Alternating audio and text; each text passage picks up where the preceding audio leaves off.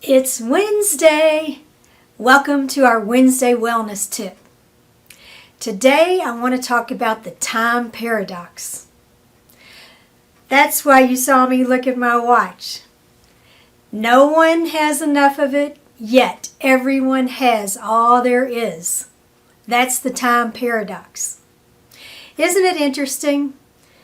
Do you ever feel like you're pressured because you don't have enough time for this or enough time for that? I heard a great speaker week before last, Mr. Gay Hendricks, who taught it's not a time issue, it's a space issue. And at first I was perplexed, thinking, what does he mean by that? But think about it, when you're stressed for time, you can feel your energy constrict. So it literally is a space issue. He gave the greatest example. He said that one day he was in an airport in Houston and he was just trucking along trying to get to his next flight because he just had barely enough time. And he looked up at the board and saw that his flight was already boarding. So he just relaxed, shifted his energy, took a few breaths, and then he went on to the gate, in a not crazy running, but in a hurry. And as he got to the gate, there was a man in front of the agent, and he's just pounding on the desk.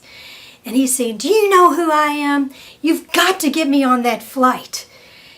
And the poor ticket agent, she was just like, "Sir, I'm sorry. They've already closed the gate. There's nothing I can do."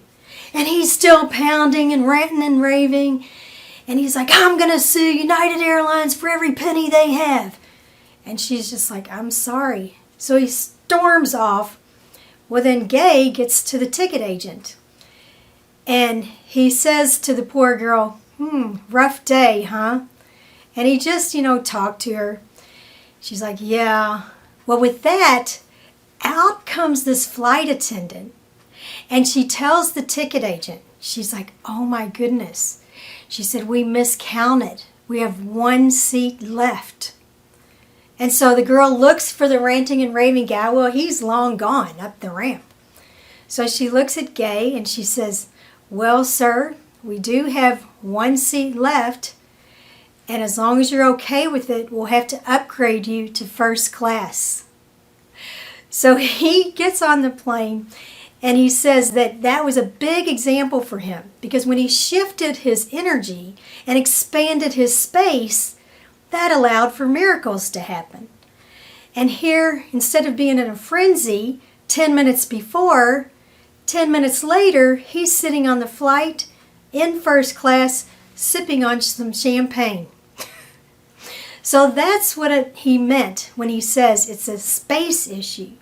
So the next time you feel as if you don't have enough time, move your body, relax, take a few breaths, expand your space, and you'll be amazed at what happens with your time.